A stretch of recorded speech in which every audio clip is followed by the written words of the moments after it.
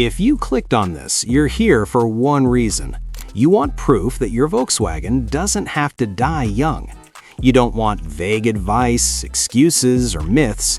You want to know how real people are driving their Volkswagens past 500,000 miles without rebuilding engines or replacing transmissions. And here's the promise up front. This is not about luck, and it's not about dumping money into constant repairs. It's about specific habits, done in the right order at the right time, that quietly add hundreds of thousands of miles to your car's life. If you stay with me through this, you'll understand exactly how people are doing it and why most owners never come close. Most people are convinced that a Volkswagen hitting 500,000 miles is a fantasy. They see them as complicated, over-engineered, and destined to become unreliable once the warranty ends. The reputation says German cars are fragile, expensive, and unforgiving. But that reputation falls apart when you start paying attention to real-world mileage stories. There are thousands of Volkswagen owners quietly stacking miles well past 400,000, 500,000, even creeping towards 700,000 miles on original engines and transmissions. These cars aren't museum pieces or garage queens. They're daily drivers, highway commuters, family cars, workhorses. And the difference between those cars and the ones that die early isn't the factory they came from or some rare mechanical miracle. It's behavior, the habits of the person behind the wheel. The foundation for an extremely long-lasting Volkswagen is laid in the very first 1,000 miles. This is where most owners unknowingly sabotage their car's future. During this early period, the engine isn't just running, it's learning. Internal components are mating to one another. Piston rings are forming their seal against the cylinder walls. Bearings are establishing wear patterns that will define how smoothly they operate for the rest of the engine's life. Microscopic imperfections left over from manufacturing are being polished away by controlled friction. This is a one-time opportunity. You only get one proper break-in period, and once it's gone, you can't undo mistakes made here. One of the biggest errors during this phase is relying on cruise control. Holding a constant speed means holding a constant RPM, and that's exactly what you don't want early on. The engine needs variety. It needs changing loads and speeds to properly seat piston rings.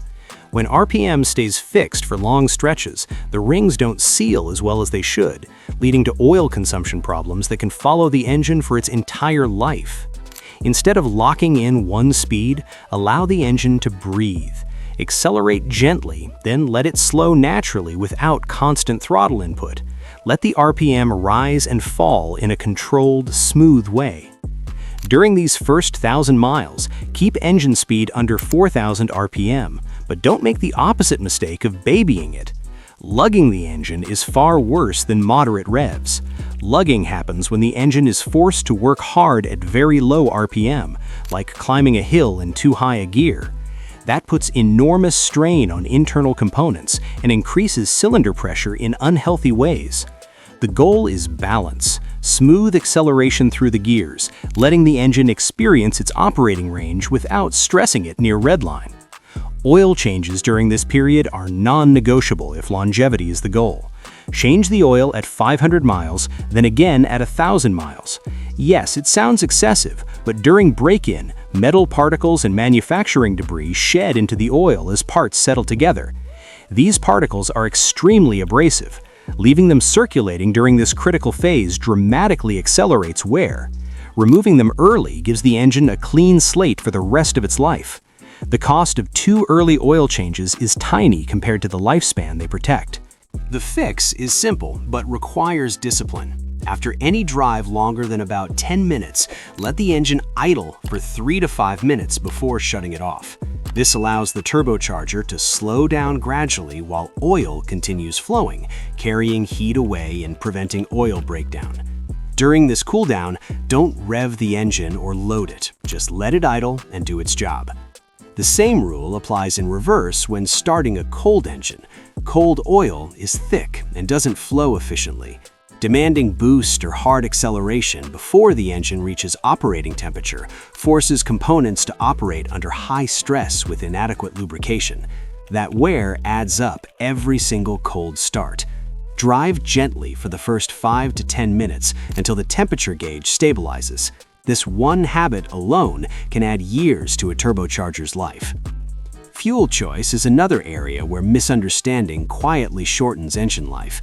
Many Volkswagen owners see premium fuel as optional or unnecessary, especially when the car seems to run fine on regular. But Volkswagen engineers don't design engines around fine, they design them around optimal conditions. No fluid lasts forever. Transmission fluid degrades from heat, friction, and contamination.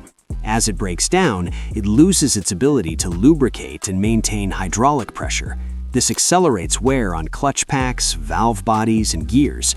By the time symptoms like slipping or harsh shifting appear, internal damage is already extensive.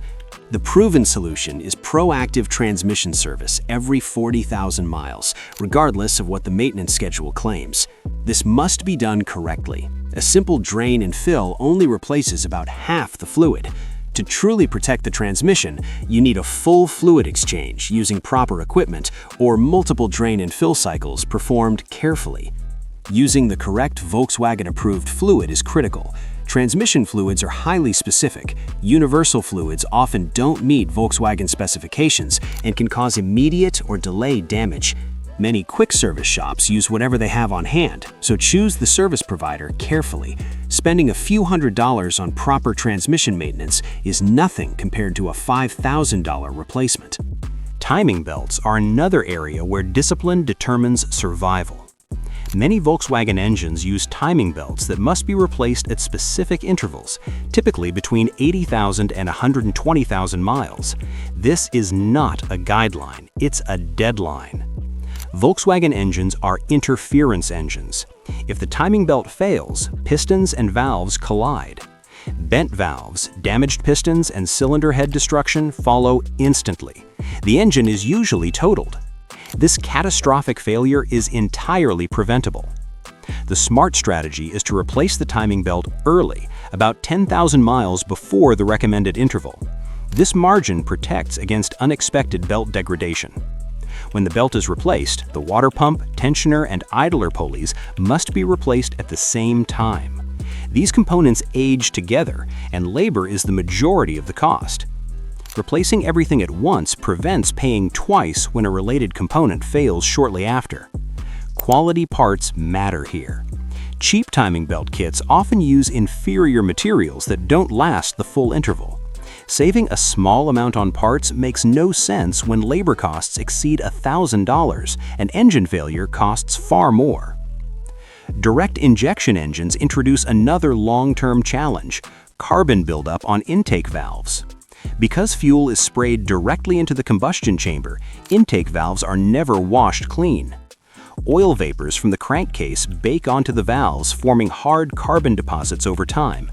These deposits restrict airflow, cause misfires, reduce power, and hurt fuel economy. Professional walnut blasting can remove the buildup, but it's expensive and temporary if driving habits don't change. The key to prevention lies in how the car is driven.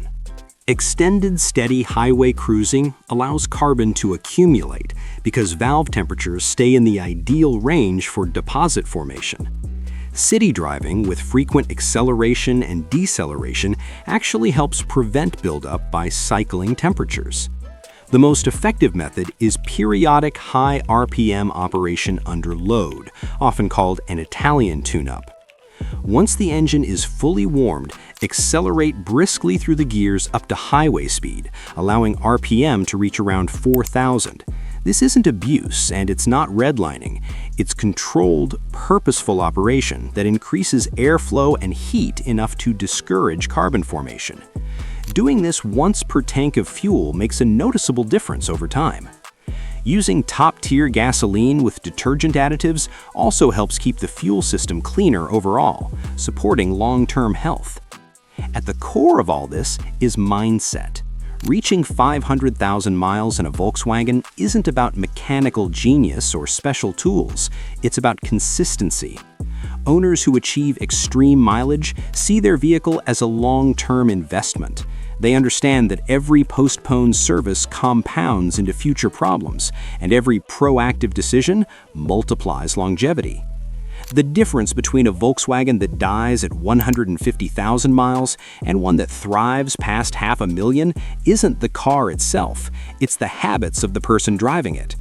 Every oil change done on time, every warm-up respected, every fluid serviced before failure adds up quietly over years. Your Volkswagen already has the engineering to go the distance. The only question is whether you're willing to follow the habits that unlock that potential.